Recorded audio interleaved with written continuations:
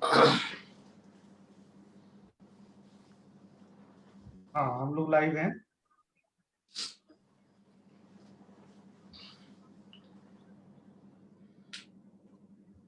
Live है हम। आकांक्षा, live है मृत्युंजय हम। अच्छा ठीक है। आवाज नमस्कार। पहुंच रही है ना आवाज? हाँ, आवाज आ रही है, आवाज आ रही है।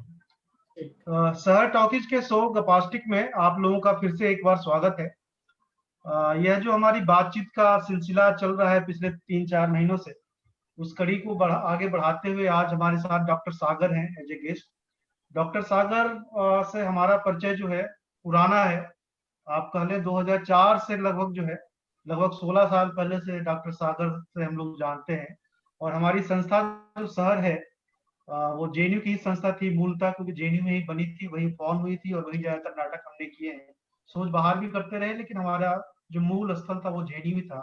डॉक्टर सागर जेएनयू में ही थे और हम लोग जो है यदा कदा जो है ढाबों पे और इधर उधर टकराया करते थे, जुलूसों में, पॉलिटिकल मीटिंग्स में और साहित्यिक कार्यक्रमों में हमारा टकराना होता रहता था। साबरमती मिलने भी गया था मैं। हाँ हाँ स्पेशली आपको याद होगा। हाँ। तो डॉक्टर सागर के बारे में पहली चीज जो मुझे पता चली थी जेएनयू में, वो ये कि एक आदमी है, हिंदी का एक लड़का है जो भोजपुरी में कविताएं लिखता है। हिंदी बिंदी में नहीं लिखता, भोजपुरी में ही सारी कविताएं लिखता है। और सारी रचनात्मकता जो है भोजपुरी में उनकी जो है बहुत जबरदस्त है। और फिर वो जो परिचय सुनने में आया, उसके बाद इनसे फिर भेंट हुई थी कि अच्छा आप हैं डॉक्टर सागर जो भोजपुरी में कविताएं लिखते हैं। तो वो जो एक मिट्टी से और अपनी भाषा से जुड़ाव का जो एक ये होता है जिस आदमी के पास हो, वो सिक्का जो है आज न कल खनकता ही खनकता है। तो डॉक्टर सागर वो सिक्के हैं जिनके ये में शुरू से ही इनकी भाषा का बल रहा है। इनकी रचनात्मकता में इनकी भाषा जो है, इनकी मिट्टी जो है, उसकी सरोकार गहरे जुड़े रहे हैं। और वही जो है आज जो है, जब वो लिख रहे हैं बॉम्बे में काबा भोजपुरी भाषा में, और उसको 50 लाख से ज्यादा लोग जो है देश भर में देख रहे हैं, और संभवतः कल को इसको 1 करोड़ देखे और हो सकता है कल को 10 करोड़ लोग भी इसको देखें। वो दिन भी दूर नहीं कि महीने में शायद हम इस आंकड़े तक पहुंच जाए। तो लेकिन इस आंकड़े तक पहुंचने की जो तैयारी है डॉक्टर सागर की बहुत पुरानी है। और उस पूरी तैयारी की बात करेंगे, उस पूरे सिलसिले की बात करेंगे कि डॉक्टर सागर का कैसे आना हुआ कला की दुनिया में, संगीत की दुनिया में, रचनात्मकता साहित्य की दुनिया में, और कैसे कैसे किन पड़ावों से गुजरते हुए यहाँ तक पहुंचे हैं। उनसे बात करने के लिए हमारे साथ मौजूद हैं आज संदीप मील। संदीप मील न सिर्फ बहुत अच्छे कहानीकार हैं, देश भर में युवा कहानीकार के तौर पे जाने जाते हैं, बल्कि वो हमारे ग्रुप के साथ जेएनयू में शहर के साथ जुड़े रहे काफी साल तक, और बहुत कई सारे नाटकों में बहुत अच्छी अच्छी भूमिकाएं निभाई हैं। ये वो खुद बहुत अच्छे अभिनेता भी रहे हैं। तो शायद कहानी में इन्होंने कुछ नाटकीय तत्वों का इस्तेमाल किया होगा जो नाटक करते हुए इन्होंने सीखे होंगे। तो संदीप मील, आपका स्वागत है, और डॉक्टर सागर आपका भी स्वागत है शहर के पेज पे। बहुत शुक्रिया। ये मंच आपके हवाले है। शहर के हवाले से मुझे बुलाने के लिए आपका बहुत शुक्रिया। पूरी टीम का बहुत बहुत तहे दिल से मैं धन्यवाद देता हूँ। बहुत बहुत शुक्रिया सागर भाई और मृत्युंजय भाई। दरअसल झेलम में जब डॉक्टर सागर रहते थे तो ये झेलम के लिए हम लोगों की लाइब्रेरी यही हुआ करते थे। और न सिर्फ झेलम की बल्कि जेएनयू के अधिकांश लोग साहित्य और अदब की जो भी जानकारी, कई बार उस समय गूगल और इतनी तकनीक नहीं थी, तो जो भी ऑथेंटिक चीज पूछनी होती थी तो दौड़े दौड़े सागर साहब के पास ही आते थे। इनके निशान तो जेएनयू में अभी भी मिल जाएंगे, हॉस्टल में, लाइब्रेरी में, स्कूल ऑफ लैंग्वेज में, गंगा ढाबा पे। जेएनयू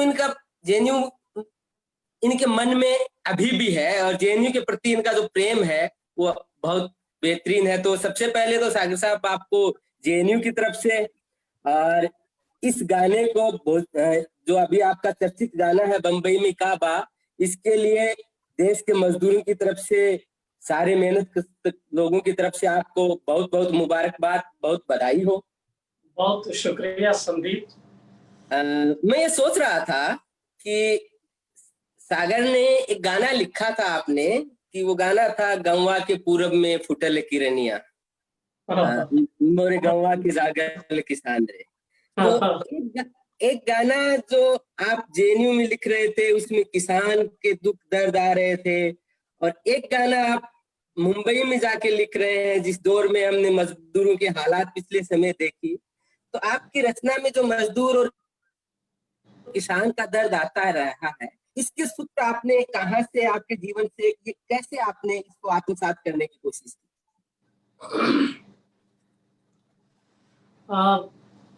संदीप, आप तो मतलब जेएनयू के दिनों की मेरी रचनाओं से आपका परिचय है ही। आप हम लोग तो ऑलमोस्ट एक ही फ्लोर पे रहते थे, ज्यादा तो रोज का ही हम लोगों का मिलना जुलना था। तो जो गानों की बात हो रही है तो ये तो खास तौर से हमारे जो फिल्मों के जो सिचुएशन है जी, ये फर्स्ट प्रायोरिटी में अपने शौकिया तो लिख नहीं रहा हूँ जी, हमको हर जगह से एक सिचुएशन मिलता है जी, लेकिन उस सिचुएशन से जो अपना ताल्लुक है, जो अपना संबंध है, वो ये है कि जैसे आपने जिक्र किया कि मोरे गौवा के जागल किसान रहे, हथवा में हंसुआ या कान पर कुदारी, बिगड़ल डांड मेड़ अजुए सुधारी, गरवा में बैलन के घुघुर सुनाला, कजरी के पहला उठान रे, मोरे गौवा के जागल किसान रहे। तो ये जो पूरे बिंब आ रहे हैं, जो फिल्म का सिचुएशन है और मेरी जो भोगी हुई जिंदगी, जो लोक जीवन में मैंने जो वक्त बिताए, मतलब खेतों से जो तो गहरा ताल्लुक हम सब लोग किसान और खेतों से ताल्लुक है।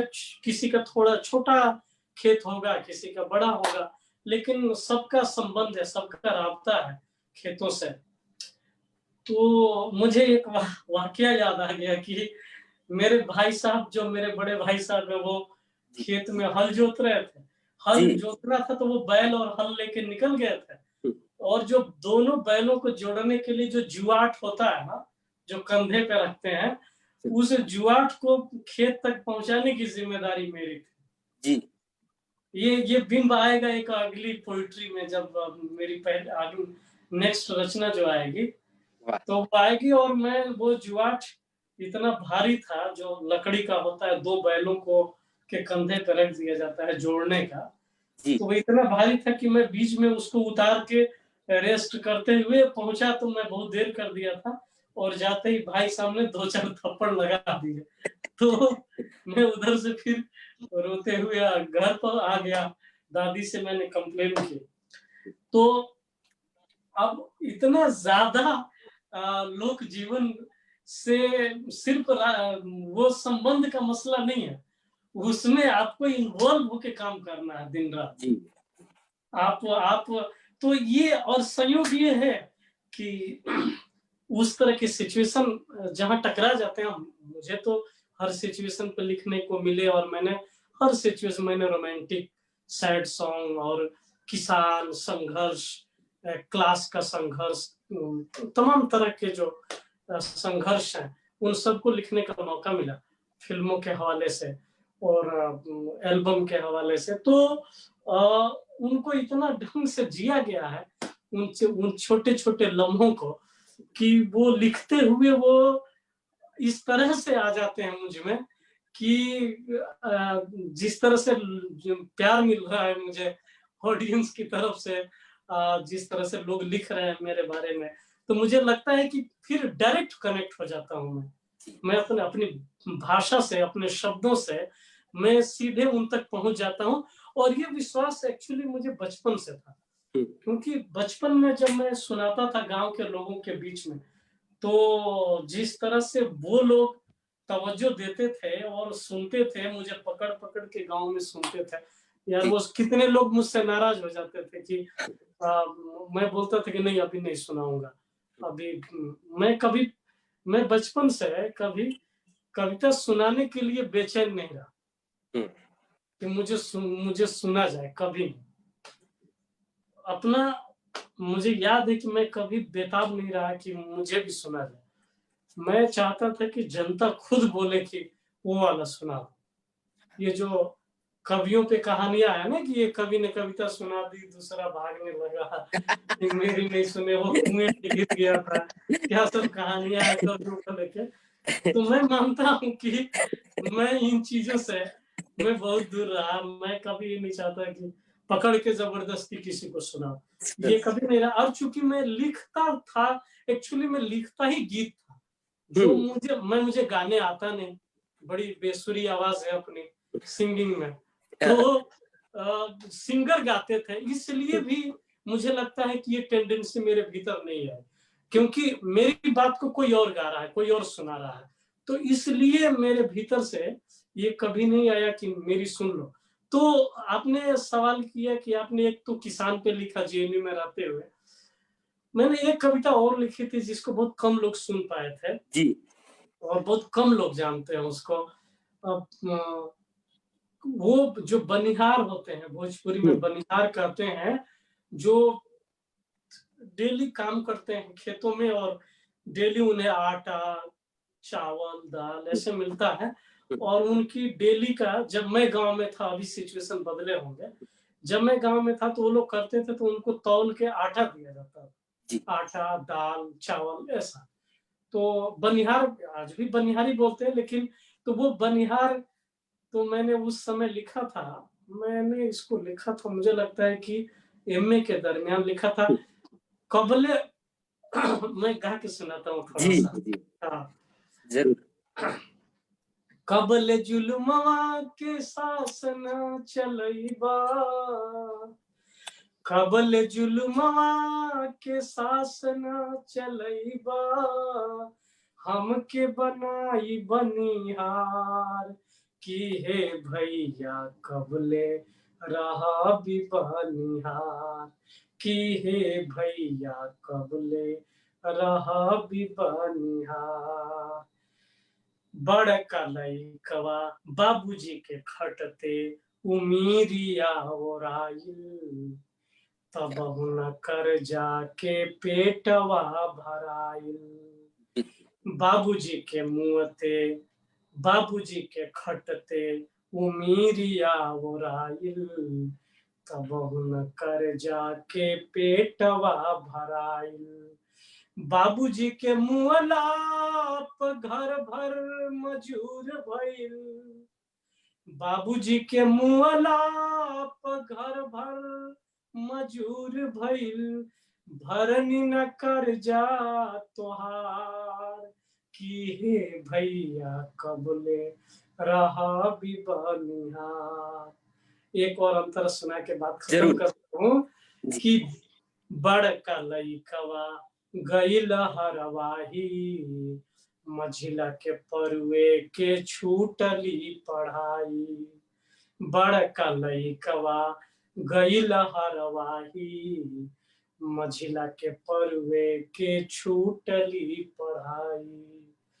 नन्हका लड़िकवा के दूधवो जुलुम भइले, नन्हका लड़िकवा के दूधवो जुलुम भइले, छतिया पे कर जा के भार, कि हे भैया कबले रहा भी बनिहार, कि हे भैया कबले रहा भी बनिहार। मैं ये आप सबकी वजह से आज इसको गा लिया, क्योंकि मैं किसी इंटरव्यू में, किसी लाइव में मैं ये नहीं सुनाया था। क्या बात है, समीर भाई को सलाम। हाँ, फर्स्ट टाइम ये गीत याद आ गया मुझे। कावेरी हॉस्टल में रूम नंबर 45 में मैं जब रहता था, तो पीछे बरगद का पेड़ है जो कावेरी के पीछे है, तो वहीं मेरा रूम हुआ करता था। उसी की बालकनी नीचे बैठ करके मैं इसको रच रहा था, और ये मतलब किसी को मैंने नहीं सुनाया, और आज आप सबके साथ लाइव होके मैंने इसे सुनाया ही नहीं, गाया भी। बहुत धन्यवाद सागर भाई। मुझे याद है कि आपका एक गाना ना सिर्फ किसान मजदूर, बाकी आप मध्यम वर्ग की भी चिंताएं आपको सताती रहती हैं। एक गाना ख्वाबों को सच करने के लिए तितली ने सारे रंग बेच दिए, तो मुझे वो ख्वाबों को सच करने वाली वो तितली भारत का मध्यम वर्ग जैसी दिखती थी जब भी मैं उस गाने को सुनता था। तो आप जो ये मेटाफर रचते हैं तो आपके दिमाग में समाज किस तरीके से आ रहा होता है? अब वही है कि आप जिस तरह के जीवन को जी करके, हमारे जो मेटाफर हैं वो हमारी जिंदगी से ही आते हैं जी। अब 2 बीघा में घर बा लेकिन सुतल बनी टेम्पो में, तो 2 बीघा क्या है? 2 बीघा कोई जरीब से लेखपाल ले जा करके या कानून गो ले जाकर नपवाने की बात नहीं कि उसको नापे कि 2 बीघा ही होगा कि नहीं। जब कोई लंबा चौड़ा दोस्त आके बिस्तर पे फैल जाता था, हम लोग कहते हैं साला तुमको बैठने के लिए 1 बीघा चाहिए, तुमको तो लेटने के लिए भी 1 बीघा चाहिए।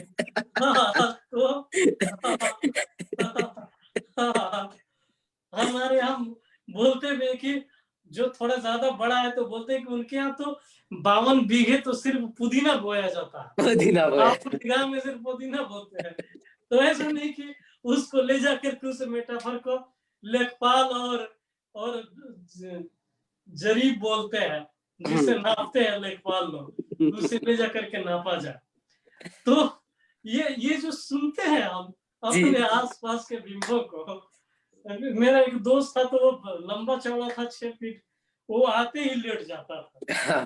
तो यार तुमको तो 1 बीघे में तो तुमको लेटने की जगह चाहिए, दूसरे का ध्यान रखते नहीं हो।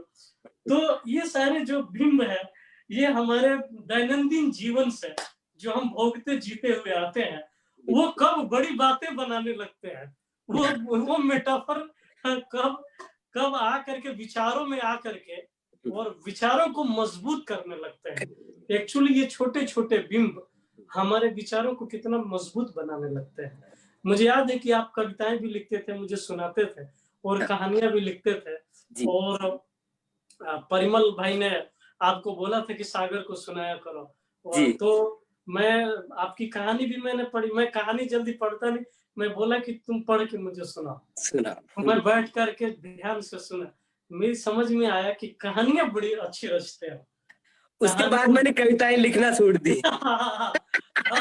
कविताओं में वो एक्चुअली ये एक कविताएं लिखना क्या है, कविताओं में एक खास जो मेरी समझ में आता है, एक जो टेक्निक है ना, वो जिसको पकड़ में आ जाता है उसको आ जाता है। क्योंकि अब मैं कहानियों में मेरा हाथ नहीं चलता जी। मैं बड़ा परेशान हो जाता हूँ। मैंने शुरुआती दौर में तो मैंने कहानियां लिखी जी। और मैंने अपने गुरु को भी सुनाई। अशोक द्विवेदी जब पाती पत्रिका के संपादक हैं, और मैं उनको लिख के लेके गया, तो उन्होंने पढ़ा तो उनको पसंद आई कहानी, और वो बोले थे छापने के लिए। लेकिन ये कहानी लिखने में जितनी मैंने मेहनत की थी, मेरी समझ में है कि ये सबसे कठिन काम है, इससे दूर रहने की जरूरत है। और मैंने छपवाने का भी इरादा बदल दिया कि हमारे जैसा आलसी आदमी इतनी मेहनत नहीं कर सकता करके। हाँ, मैं निहायत आलसी आदमी हूँ, मेरा काम बहुत फटाफट होना चाहिए। तो और जिसमें आपको मजा आता है करने में। तो सागर भाई, आपका कमरा मुझे याद आ रहा है, आपकी 3rd फ्लोर पे ही आपका कमरा था, और 3rd फ्लोर पे हम लोग रहते थे। आप परिमल भाई के कमरे में रहते थे, और आपके कमरे में किताबों की भरमार थी। मुझे याद है कि शैलेंद्र की किताब आपके सिरहाने रहती थी, और हम लोग कहते थे कि सागर भाई हमारे शैलेंद्र हैं जेएनयू के। तो वो शैलेंद्र अब मुंबई की कुर्सी पे भी चले गए, आप जिस कुर्सी पे मैं बैठा हुआ देख रहा हूँ आपको। तो अपने प्रिय कवि के बारे में और उन किताबों के साथ रिश्ते, झेलम हॉस्टल, कुछ यादें? हाँ, मतलब शैलेंद्र को तो तू जिंदा है तो जिंदगी की जीत पर यकीन कर, अगर कहीं है स्वर्ग तो उतार ला जमीन पर। ये तो हम लोग गंगा ढाबे से लेके और तमाम हर प्रोग्राम में गाते ही थे। तो शैलेंद्र से जो ताल्लुक है वो इससे पहले ज्यादा तो एक्चुअली ये गूगल नहीं था, तमाम चीजें नहीं थी, तो पता नहीं चलता था कि ये किसकी रचना है। तो उससे हमारे रिश्ते जो है वो बन नहीं पाते राइटर के साथ। अभी जो डॉक्टर सागर से लोग मिलना चाह रहे हैं, डॉक्टर सागर से बात करना चाह रहे हैं, बच्चे, छोटे बच्चे, गांव के बच्चे, यूनिवर्सिटीज के स्टूडेंट्स जो बात करना चाह रहे हैं, उसकी वजह यही है कि क्रेडिट में देख रहे हैं कि अच्छा ये डॉक्टर सागर है, ये कौन है जिसने ये लिखा है। पहले चीजें आसानी से मुहैया नहीं थी, तो वो चीजें मिलती नहीं थी। बजरंगी यार पानी देना, बजरंगी।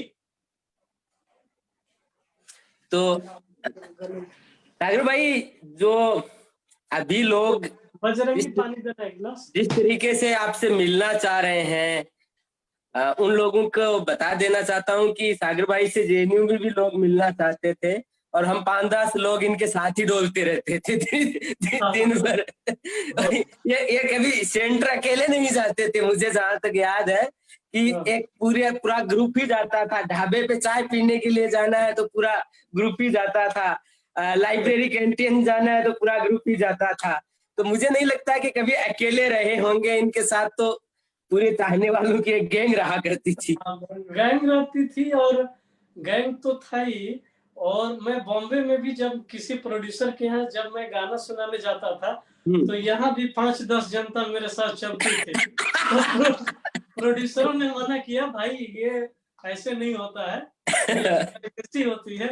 हम सुना रहे हैं और हमारी जो जनता है, हमारे भाई भाई बैठी हुई है प्रोड्यूसर के ऑफिस में, तो हमें मना किया गया। फिर मजबूरी में अकेले जाना पड़ता है। मैं समझ सकता हूँ आपको अकेले जाने में कितनी मुश्किल होती होगी। हम बॉम्बे में हम रूम लिए, तो धीरे धीरे उसमें जनता आते आते जो है लेते हैं कि अब यहाँ थोड़ा सेपरेट रहना है और किसी से कम मिलना है। लेकिन करते करते उसमें 7 जनता घुस आई। अब ये कि धीरे धीरे वो छोटा हो गया, तो फिर घर बड़ा लेना पड़ता है। वो बीबीसी के इंटरव्यू में मैंने पढ़ा था, तो वो मुझे एक जननेता का सा घर दिखाई दिया। मुझे लगा कि इतने लोग वहाँ आश्रय पाते हैं, इतने लोग रहते हैं। तो जैसे कि एक आपको याद होगा कि हम लोगों ने एक बार मेला अंचल का पाठ किया था। हाँ, हम लोग मेला अंचल तो हम टेबल को साफ सफाई करके, हाँ, किताबों को ऊपर रैक पे चढ़ा के, हाँ, और महिला आंचल को बस एक ही किताब टेबल पे उस समय दिखनी चाहिए होती थी। हाँ, वो है महिला आंचल, जिसका जब आपका मन करे उठा के एक पेज पढ़ लें, जहां से भी पढ़ सकते हो उसको। हाँ, कहीं से भी उठा के एक पेज पढ़ लें कि गांव में मार हो रही है, कुत्ते भौंक रहे हैं और पिल्ले भूखते भूखते परेशान है। अभी नया नया भूखना सीखा है। तो अभी पिल्लों को ये नया नया काम मिला है, नई चीज सीखी है भौंकने का, उनको ज्यादा मजा आ रहा है। जो सीनियर है वो बंद कर चुके हैं, लेकिन जो छोटे छोटे पिल्ले हैं वो अपना नया नया सीखे हैं, तो अपना जमाए हुए। ये तो है। वहां पे वैसे सागर भाई, मेरे जैसे मुझे तो कई मामलों पे टोकते रहते थे। मेरा प्रोनाउंसिएशन बहुत खराब था, अंग्रेजी हिंदी अब भी खराब है, तो मेरे को ऐसे बोला करो। कई भोजपुरी तो इन्होंने बहुत से लड़कों को सिखाई है। तो क्या अभी भी यहाँ पे लोगों को डांटते वाटते सिखाते रहते हैं भोजपुरी और प्रोनाउंसिएशन वहां पर? हाँ, मेरी टोकने की आदत है अपने फ्रेंड सर्कल में भी। खास तौर से कोई शब्दों को लेकर के थोड़े कॉन्शियस है, लेकिन ये अच्छी बात नहीं है। ज्यादा किसी पे तलफ्फुज को लेकर के ज्यादा किसी पे प्रेशर बनाना और ज्यादा टोकना अच्छा नहीं। ये वो थोड़ी तरबियत है जेएनयू की, वो ऐसे दीक्षित हुए हैं कि प्रोफेसर वीर भारत तलवार, पुरुषोत्तम अग्रवाल जैसे प्रोफेसर मिले, मैनेजर पांडे। तो अब उसमें क्या है कि एक बिंदी भी नहीं छूटनी चाहिए। अब कहीं वो दिख जाती है तो दिक्कत होने। इससे मुतालिक मैं एक किस्सा सुना रहा हूँ कि जब मेरी पहली फिल्म थी भोजपुरी की, गंगा किनारे प्यार पुकारा। हाँ। तो जब डायरेक्टर ने स्क्रिप्ट मुझे भेजी, तो मैंने स्क्रिप्ट देखी, पहले सिनॉप्सिस आई मेरे पास, 3 मिनट की, सॉरी 3-4 पेज की उसका सिनॉप्सिस मुझे मिला जी। तो उसमें स्पेलिंग की इतनी गलतियां थी हाँ कि अभी मैंने नाम ले लिया फिल्म का, तो कहीं सुनेंगे डायरेक्टर साहब तो नाराज भी होंगे। इतनी गलतियां थी कि अच्छा मुझे था कि पढ़ के सिचुएशन पे गाना बनाना है। हाँ मैं पूरी रात स्पेलिंग सुधारता रह गया। हाँ, अगर आप सोचिए कि अगर किताब में क में बड़ी की लग जाएगा तो आप कैसे गाना लिखेंगे? सही अगर बात। स्क्रिप्ट में किताब लिखा हुआ है तो आपका तो दिमाग वहीं अटक जाएगा। आप तो सिचुएशन भूल ही जाएंगे। मैं पूरी रात लाल कलम से उसमें काट पीट करता रहा, लिखा। डायरेक्टर ने पूछा कुछ लिखे, मैंने कहा कि सर इसमें स्पेलिंग की इतनी गलतियां थी कि मैं सब करेक्शन करने में ही पूरी रात चले। हाँ बीत गई। अरे यार तुमको गाना लिखने का तुमको दिया गया है या इसका करेक्शन करने के लिए दिया गया? हम कहे सर मुझसे तो हो नहीं पाया, इसलिए अभी मैं करेक्शन कर दिया हूँ और अपने दोस्त से इसको टाइप करवा दूंगा और मैं लिखूंगा। फिर वो पढ़ने के बाद ही हम लिखे थे मोरे गंगा के जागल किसान में।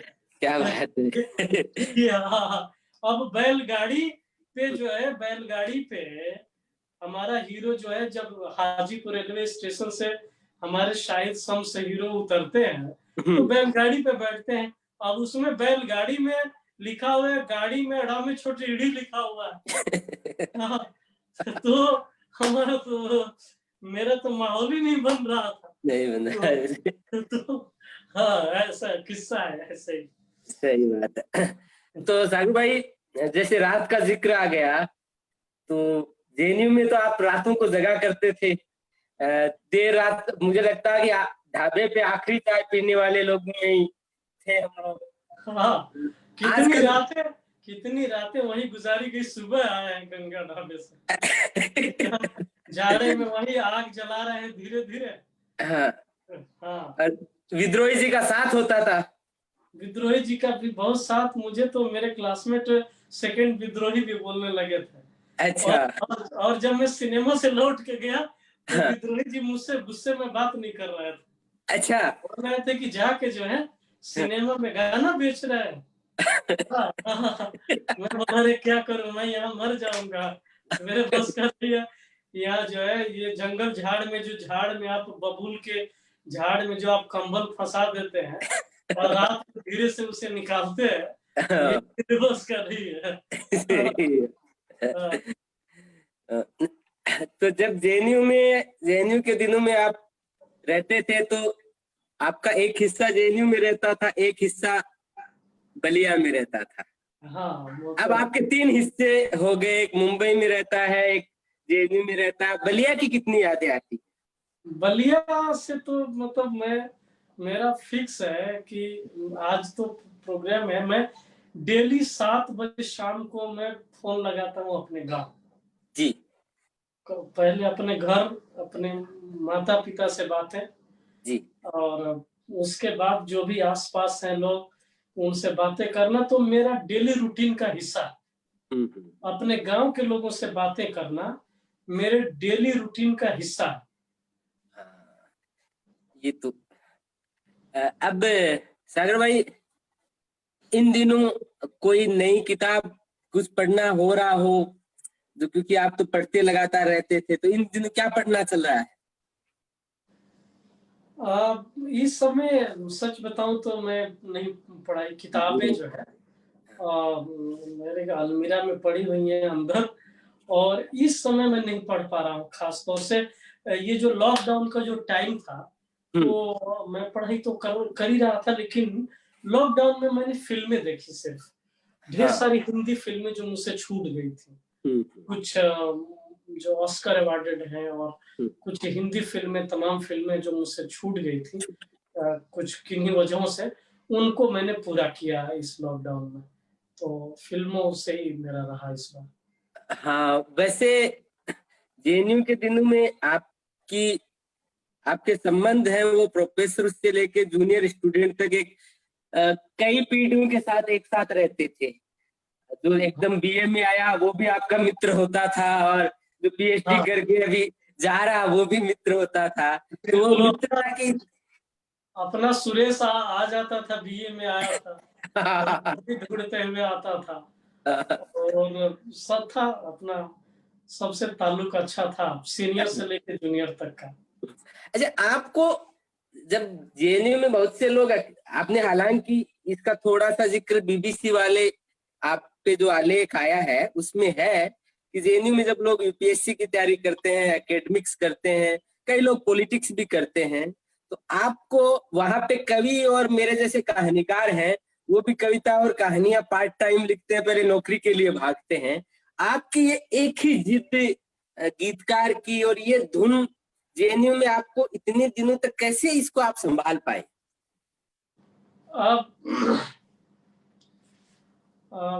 वो तो क्या था कि शुरू से ही मेरे मेरे दिमाग में, मेरे जहन में ये चीजें थी कि मुझे सिनेमा में जाना है, मुझे मुंबई जाना है। तो लेकिन वही था कि रास्ते नहीं मिल रहे थे। रास्ते मतलब, एक तो मेरे बड़े भाई साहब मेरे क्लासमेट रहे हैं, तो इवन मेरा जो स्कूल बैग है वो भी वही ढोते थे। मेरा काम था ढा के पढ़ के छोड़ देना। तो वो बड़े थे मेरे, वो बड़े थे और क्लासमेट थे।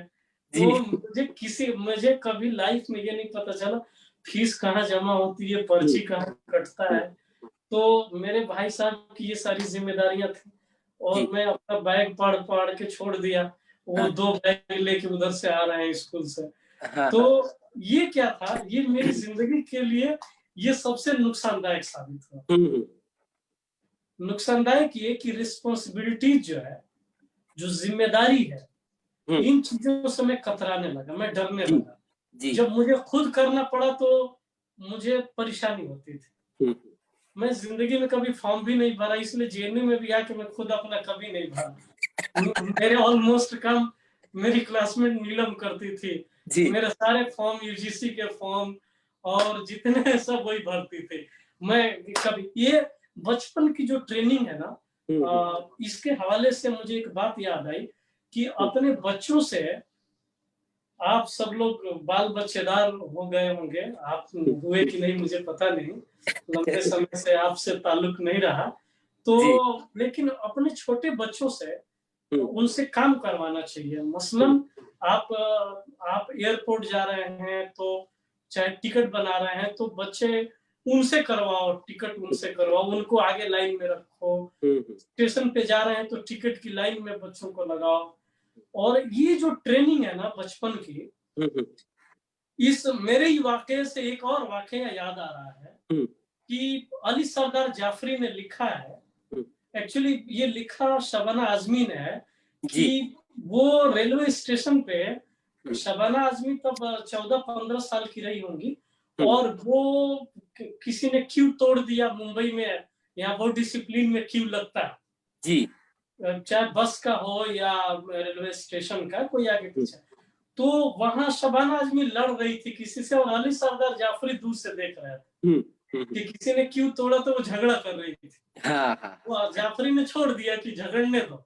ये ट्रेनिंग हो रही होती है जी। तो बचपन की जो ट्रेनिंग है ना, ये बहुत काम की चीज है। अपने बच्चों को हमेशा आगे रखना चाहिए, ताकि वो उन चीजों को, ऐसा नहीं कि आप खुद करो और बच्चे आपके बगल में खड़ा होकर के, तो वो क्या होता है कि उनके वो बनावट नहीं होती है, वो सांचा तैयार नहीं होता है काम करने का।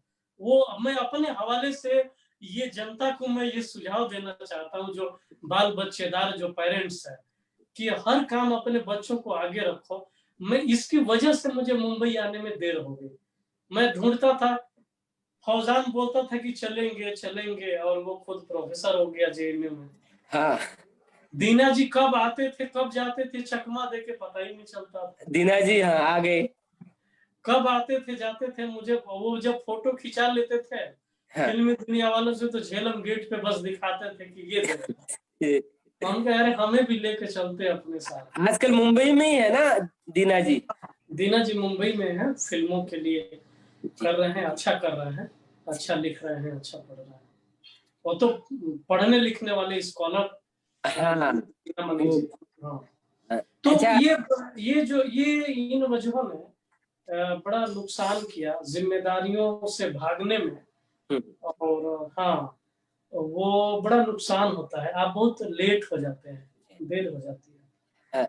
मुझे एक कई बार याद आती रहती है, एक बार पठाने खान को सुन रहा था पिछले दिनों, तो ये मुल्तान के गायकार हैं। तो उनको सुनते वक्त वो बातचीत में उन्होंने बताया कि उनको तारीखें याद नहीं रहती, तो मुझे याद आया कि सागर भाई को भी तारीखें याद नहीं रहती है। तो हाँ, तारीखें क्या अभी भी आपको याद नहीं रहती? मुझे तो ये प्रोग्राम भी याद था कि 7 बजे करना। तब तक मृत्युंजय भाई का फोन आया कि हाँ, और सागर भाई कैसे? हम ठीक हो। तो इन्होंने कहा कि, तो मैं कहा 7, मैंने खुद याद दिलाया, मैं अपने को भी पुख्ता कर रहा था जी 7 बजे आना है ना।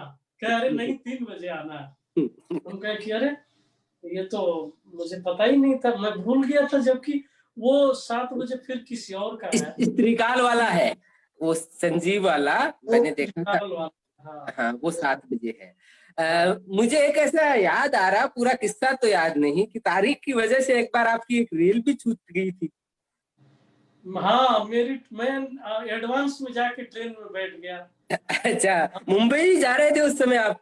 मुंबई में आ रहा था, और हाँ, मैं एक दिन पहले बैठ गया वहां। हाँ, जब टीटी आया तो उसने देखा टिकट, तो बोला कि आपको तो फाइन लगेगा 5,000, आपको फाइन लगेगा। मैंने कहा 5,000 नहीं, और वो 5,000 वाली भी एक दास्तान है। अच्छा, वो राजधानी का, जिसमें 5,000 पेनल्टी मेरे ऊपर लगाया।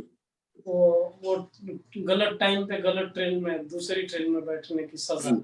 तो वहाँ मेरे साथ एक दोस्त भी था मेरा, विकास।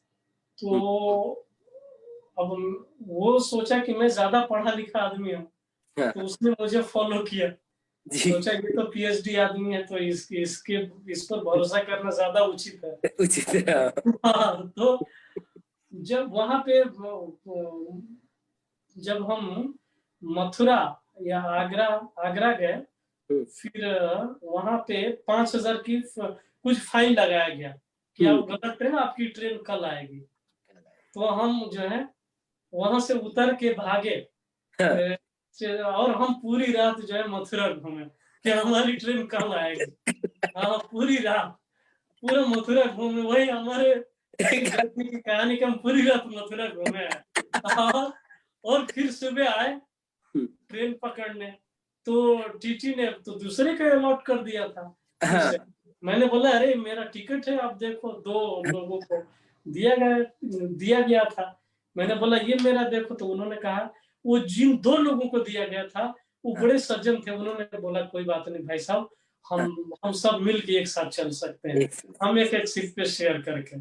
तो बहुत खुद मुझे, मेरी रिकॉर्डिंग थी मुंबई में, और मुझे जो टिकट लेना था ट्रेन का, तो मुझे लेना था टिकट 3 जुलाई का, और मैंने टिकट ले लिया 3 अगस्त का, और मेरी रिकॉर्डिंग थी 3 जुलाई की। फिर मैंने दोस्तों को दिखाया कि अब तो मुझे जाना है, तो बोले कि अरे ये तो अगस्त का ले लिया, 1 महीना आगे। मैं बोला कि टिकट भी कंफर्म मिल गया, चूंकि अगस्त का टिकट आसानी से कंफर्म हो गया था, तो वो तुरंत दे दिया, एडवांस का था। तो वो जितेंद्र ने पूछा हो गया टिकट कंफर्म, मिल गया था क्या कंफर्म? बोला हाँ मिल गया। तो उसने देखा, कहे कि ये तो तुमने अगले महीने का ले लिया। तो फिर वो मेरा आना छूट गया, फिर मैं रिकॉर्डिंग में अपने नहीं पहुंच पाया। फिर वहीं झेलम गेट पे ही खड़ा होकर उदित नारायण की आवाज में फोन पे जनता ने सुनाई, तो मैं वहीं से फिर सुन पाया था रिकॉर्डिंग अपनी। तो डॉक्टर साहब, आपका तो अपने शिक्षकों से, गुरुजनों से भी बहुत प्यारा रिश्ता रहा है। द्विवेदी जी का आपने नाम लिया, अभी द्विवेदी जी ने आपको एक चिट्ठी भी लिखी थी, जो आपके पार्टी के संपादक रहे हैं। और आपके तो नामवर जी, केदार जी तो आपको बहुत पसंद करते थे। तो मुंबई में अपने गुरुओं की भी याद आती रहती होगी आपको?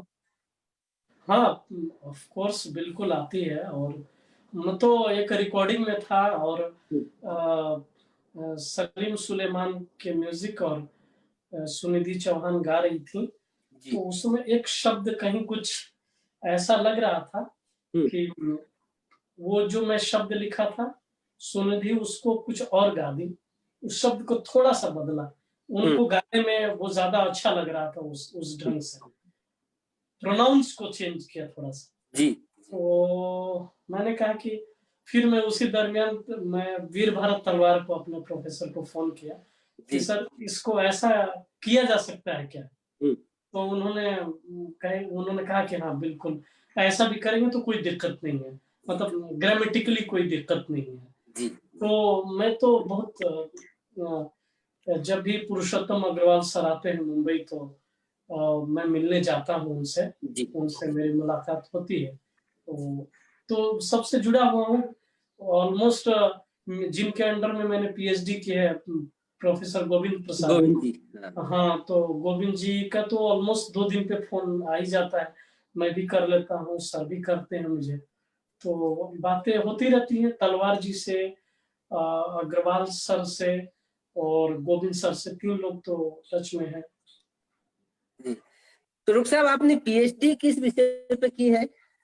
पीएचडी का मेरा टॉपिक था समकालीन हिंदी कविता में प्रतिरोध, स्त्री काव्य लेखन के विशेष संदर्भ में। जी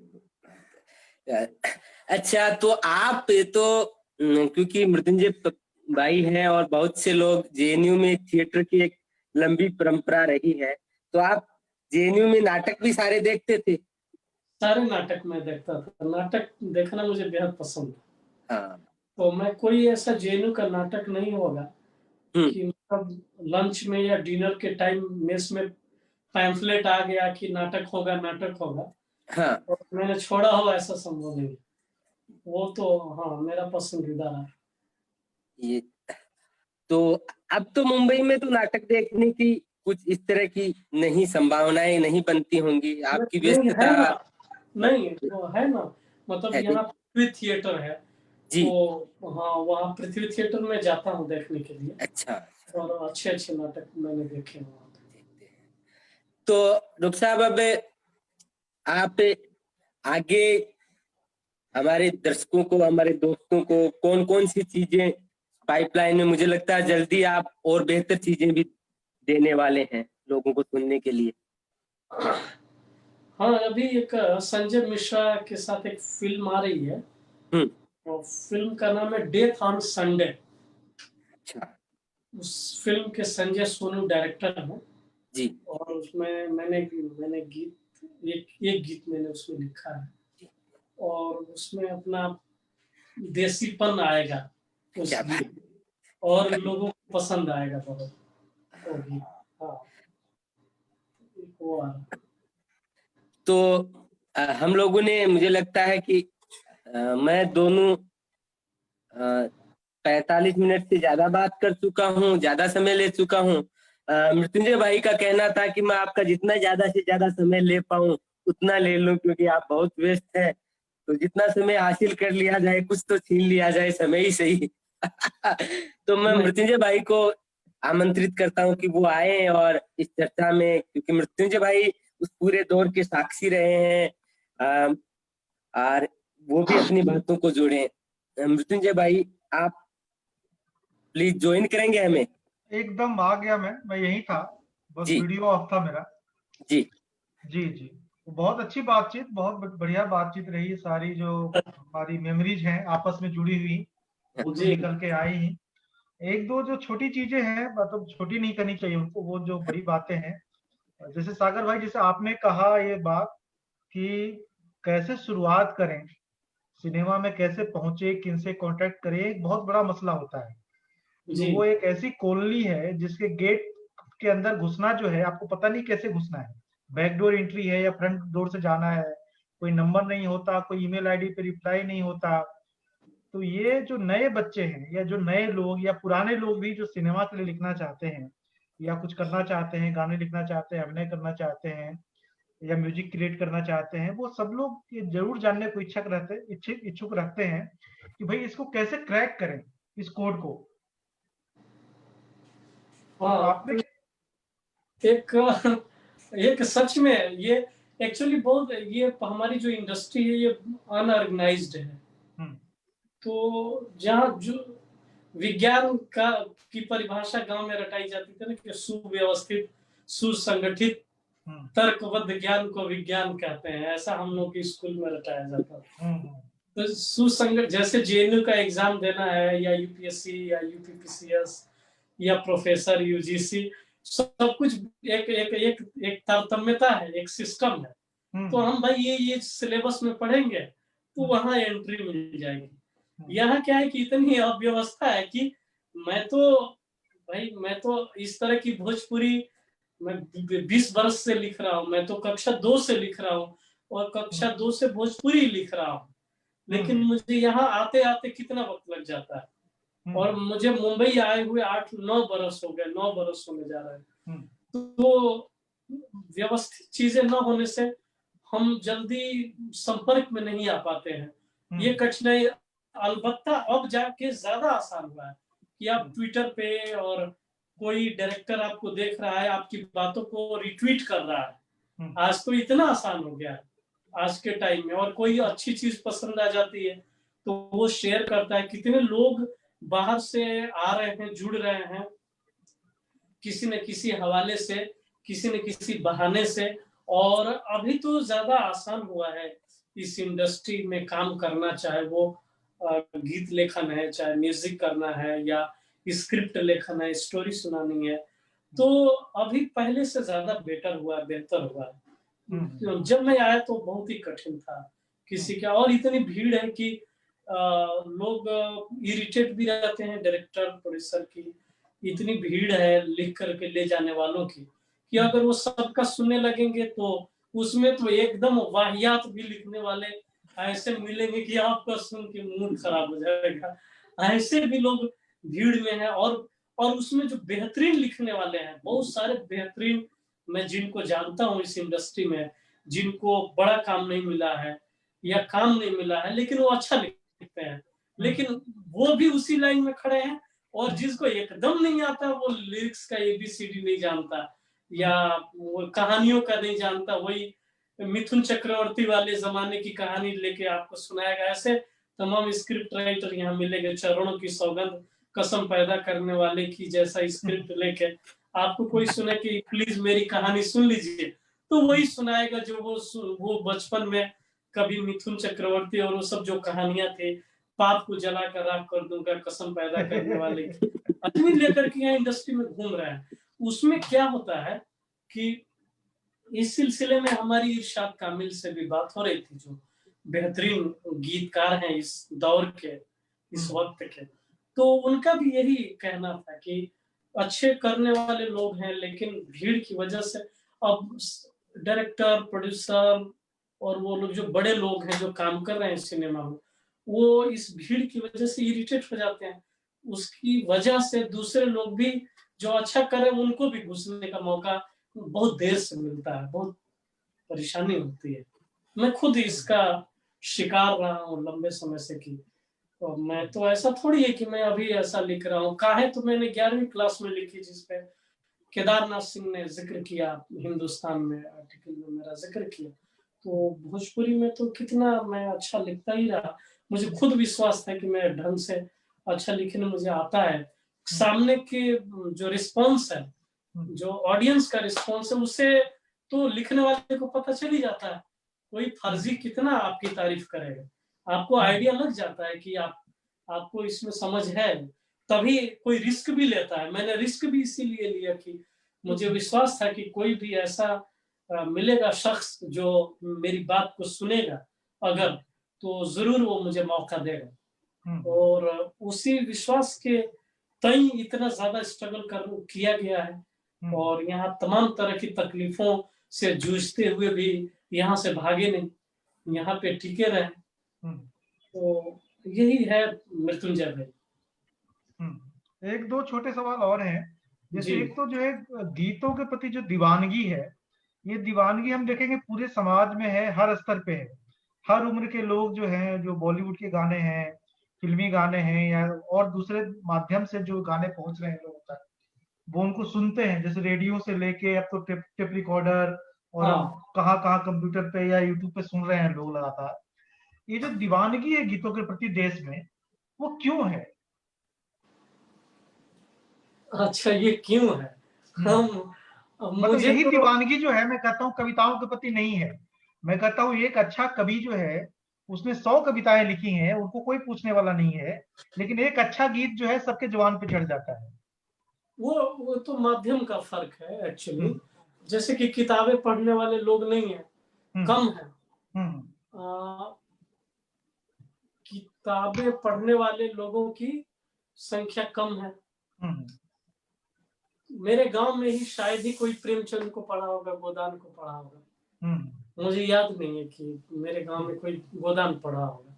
हम्म, तो ये जो माध्यम है ना, गीत का माध्यम है, रेडियो के माध्यम से या टीवी के माध्यम से, और तमाम जितने सोर्सेज हैं, वो सोर्सेज के माध्यम से बात पहुंचती है। तो और एक तो मुझे एक चीज और लगता है कि चीज लगती है कि हमारी पूरी संस्कृति ही बहुत गेय गाने की संस्कृति से उपजी हुई है। खेत धान रोपते हुए काम करना, ऊपर से बारिश हो रही है, अंदर कीचड़ में धंसे और गाना गा रहा है। रोकने गीत के लिए। हमारी संस्कृति का बहुत बड़ा हिस्सा है। हालांकि पूरी दुनिया में ऐसा है कि गीतों को लोग पूरी दुनिया पसंद करती है। वो केदारनाथ सिंह ने जिक्र किया है कि इटली के सिसिली नामक जगह पे खेतों में काम करते हुए गीत गाते थे। जो सोनेटो शब्द है वो इटली के सिसिली नामक जगह से ये शब्द आया है, जहाँ खेतों में काम करते हुए वो जो 14 लाइन की का फॉर्मेट है। तो अपनी संस्कृति में हर बात को लेकर के गालियां भी, बारात आई हुई है और औरतें गाली दे रही हैं, गीत में ही गालियां दे रही हैं, और हर तीज त्योहार सब गीतों से जुड़ा हुआ है।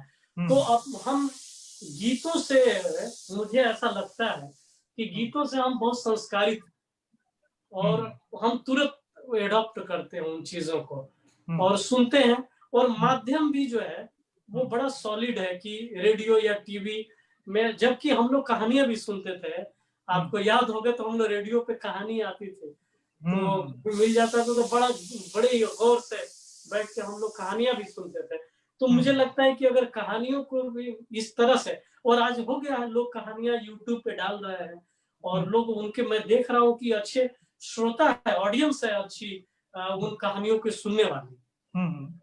तो लेकिन ये पॉपुलर माध्यम है, चूंकि फिल्मों में गाने रहे हैं और फिल्मों से बड़ा दीवानगी ऑडियंस जनता की रही है, और फिल्मों के माध्यम से गीत, रेडियो और टीवी और तमाम माध्यमों से जितना हो सकता है, नाच गाना ड्रामा सब में गाने गा रहे हैं बीच बीच में।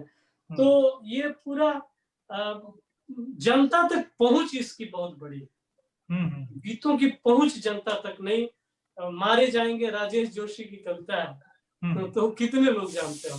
हम सिर्फ जेएनयू वाले जानते हैं कि लाइब्रेरी से लेकर के और हर दीवारों तक तो वो कविताएं लगी रहती थी। तो अमूमन हम कितनी आसानी से जान जाते थे, अच्छा ये कविता है राजेश जोशी, मारे जाएंगे, और खड़ा खड़ा वहां पढ़ लिए, तो हमको बड़ी आसानी से उपलब्ध थी। तो इसलिए वहां पे खड़े खड़े पढ़ लेने से सारे लोग जान गए। जो हिंदी साहित्य से नहीं जुड़ा है वो भी जेएनयू वाला बता सकता है कि वो पढ़ा होगा खड़ा होकर के, और वो उस कवि को जानता है, उस कविता को जानता है। तो जितनी पहुंच ऑडियंस तक होगी वही एक मामला है, मसला है कि गीत का माध्यम बहुत अच्छा है पहुंचने का। चलिए, बहुत बहुत धन्यवाद। आपने बहुत ही मतलब अच्छे तरीके से अपनी बातें जो है और बहुत दिल से, बहुत खुल के अपनी बातें हमारे साथ शेयर की है। हम इसके लिए आपके बहुत बहुत आभारी हैं। हम संदीप के भी आभारी हैं कि संदीप ने अपने व्यस्त दिनों में से जो है कुछ समय हमारे लिए निकाला है, क्योंकि संदीप एक ऐसा वो चीज है जो गायब हो जाता है हमेशा, आपकी पकड़ में नहीं आता। सागर भाई को पकड़ना ज्यादा आसान है, संदीप को पकड़ना ज्यादा मुश्किल है। बिल्कुल सही कह रहे हैं। ये पता नहीं कहाँ दोनों आजकल। क्या सागर भाई को देखना ही मजा आ गया आज तो।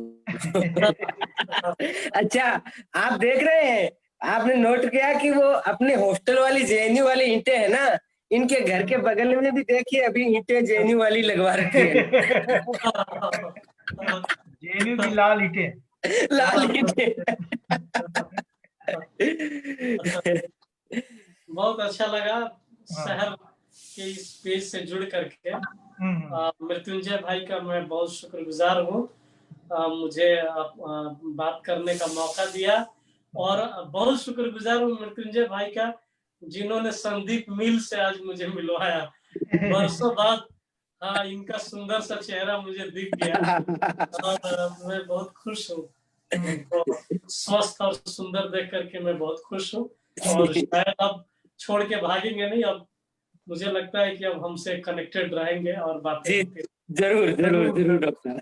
ठीक है, बहुत ठीक है, बहुत बहुत शुक्रिया सागर भाई। बहुत बहुत बहुत शुक्रिया दोस्त, और आप दोनों का बहुत शुक्रिया।